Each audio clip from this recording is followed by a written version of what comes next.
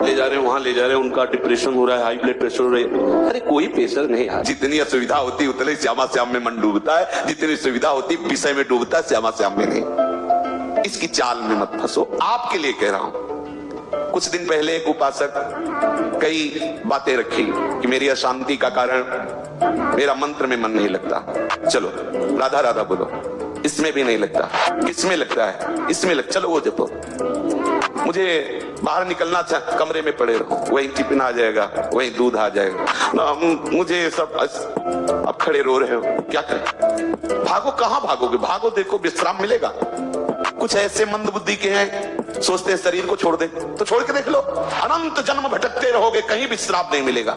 जानते हो शरीर छोड़ना कोई विश्राम स्थान है क्या? अगर इस महान महिमा में मानो शरीर को तुमने तनिक भी ऐब किया तो ऐसे ऐसे शरीर मिलेंगे जब बूंद पानी नहीं मुंह में जाएगा, और तड़पते रहोगे, क्लेशित होते रहोगे, अज्ञान की धरा में कब तक अपना नाश करते रहोगे? कब तक ये नकारात्मक सोच का पोषण करते रहोगे? अरे कई कई दिन महात्माओं को भोजन नहीं मिलता, लोग गालियां देते हैं, धक्के मारते हैं।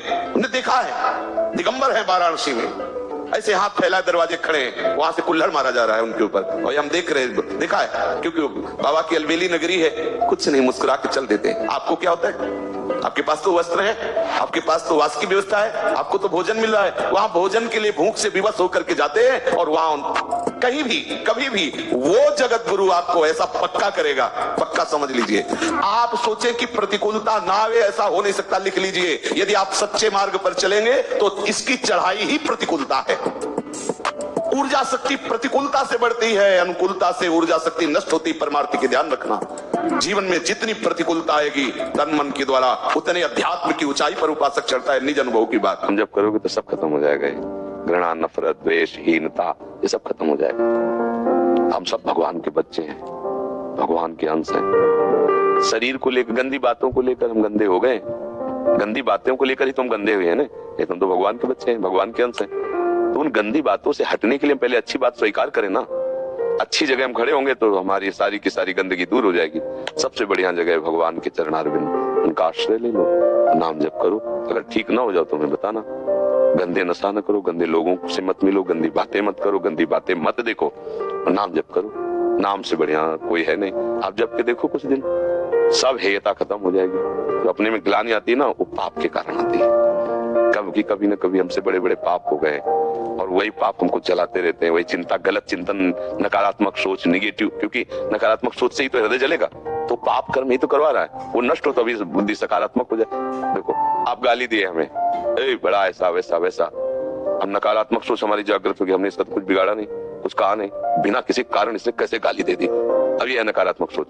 अब हम जब तक दंड नहीं देंगे तब तक जलते रहेंगे, वो दंड के बाद फिर भयंकर जलन भोगनी पड़ेगी। और सकारात्मक सोच, प्रभु हमारी परीक्षा ले रहे कि अभी तक भजन किया, तुम कितने सहनशील हुए। देखो हाँ प्रभु, आप चाहे जितना परीक्षा ले लो, मैं आपका ही हूं नाथ। हृदय शांत हुआ, उसके प्रति भगवत भाव हुआ, कभी भी शोक नहीं आएगा। देखो चिंता नहीं है ना, एक चिंतन निगेटिव हुआ तो हम जले, उसको भी कष्ट होगा, बाद में भी हम जलेंगे, और वही बात है। लेकिन हम सकारात्मक सोच कर ली तो हमें आनंद आ गया। तो इस सकारात्मक सोच की क्षमता कहां से आती है? पवित्र हृदय में। हृदय पवित्र कैसे होगा? भगवान का नाम जप रहे कि यदि विषय का राग पूर्वक चिंतन किया जाए तो चिंतन मात्र से सर्वनाश हो जाता है। उसी के आगे श्लोक का वर्णन किया कि यदि राग द्वेष रहित होकर विषय का सेवन किया जाए तो हृदय की स्वच्छता, हृदय का प्रसाद, और प्रसाद सर्व दुखा नाम हानि रस जाए।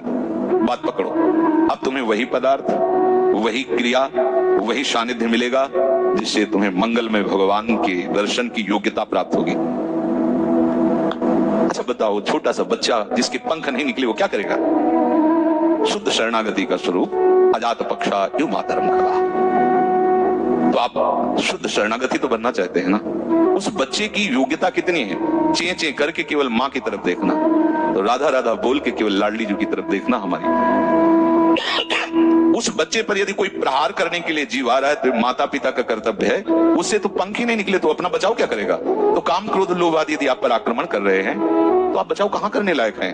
तो आप इधर चे चे करके देखिए, राधा राधा राधा राधा राधा, और सही पूछो जब ऐसी शरणागति आएगी तो आएंगे ही नहीं। वो भी भगवत प्रेरित आते हैं, भगवत प्रेरित। नहीं, देवर्षि नारद जी के हृदय में कहां काम था? पूरी लीला करके काम हार गया, और जब अहंकार आ गया तो छूट दे दी, तो देख लो क्या हो गया।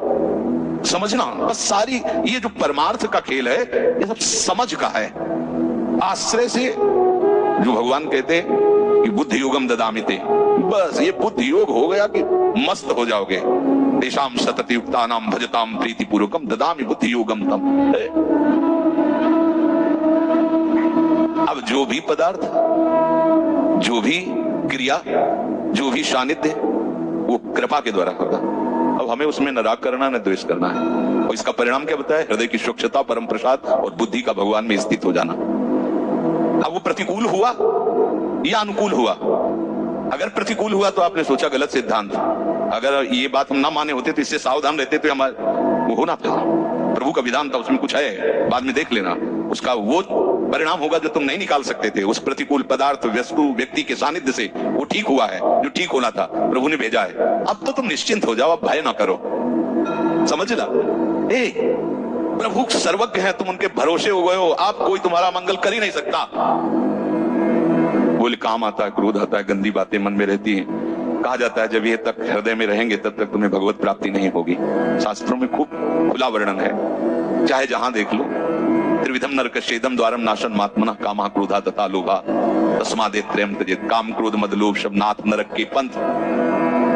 पर इसके बीच की हम एक रहस्यमयी बात आपको बताते हैं। यदि आपने भरोसा लाडली जी का कर लिया है और ये हैं, तो इनकी सत्ता नहीं, आने जाने वाले हैं और इनसे कुछ भी आपका नहीं बिगड़ने वाला। भरोसा इनका, ये तर्क वितर्क की बातें नहीं है, ये श्रद्धा विश्वास की बातें हैं। और धीरे धीरे एक दिन आप महात्मा बन जाओगे। देख लेना, विश्वास करना। कुछ बातें ऐसी होती है जो यहाँ की होती हैं, क्योंकि पूरा जीवन जिए हैं तो उसको देखा है। पढ़ी लिखी बातों को जब तक अनुभव में नहीं किया जाता तो ठीक से समझ में नहीं आती। अब इसे ये बात केवल समझ में आ जाए कि निर्विकार हृदय ही भगवत प्राप्ति की योग्यता, बढ़िया बढ़िया शब्द है। लेकिन जीवन में देखा है कि इसमें विकार रहे हैं, जीवन में देखा है इसमें बहुत सी घृणित बातें रही और कसर रखा नहीं साधन में, भजन में, साधन में, उपासना में। गुरु कृपा से छूट नहीं दी। जीवन हो गया 5 मिनट भी इसको छूट नहीं दी। हर समय जैसे दुश्मन पर सवार रहे। देखो बीमार हैं, ये दुनिया का सब नाट, छूट नहीं। अगर थोड़ी भी सांस है, चलने की हिम्मत है तो चलेंगे। ऐसा नहीं कि बीमार हूं पड़ा, नहीं, हिम्मत है तो बैठेंगे, चिंता नहीं सब। पर विकार देखा है, काम भी देखा है, क्रोध भी देखा है, 20 वर्ष बाद भी ममता को भी देखा है। अब हम क्या करें? निराश होकर बैठ जाएं क्या? नहीं। तो भगवत प्राप्ति तो होगी नहीं। 20 वर्ष से चलते रहे, ममता भी देखा पीछे, काम भी देखा, क्रोध। अब क्या करें? बिल्कुल निराश मत होना। ये वो विधान चल रहा है जो आपको सच्ची शरणागति में पहुंचाएगा। पक्का, बिल्कुल ये अनुभव की बात कह रहा हूं, इसमें कोई क्यों म्यों करने की जरूरत नहीं। आपको निश्चित भगवत प्राप्ति होगी।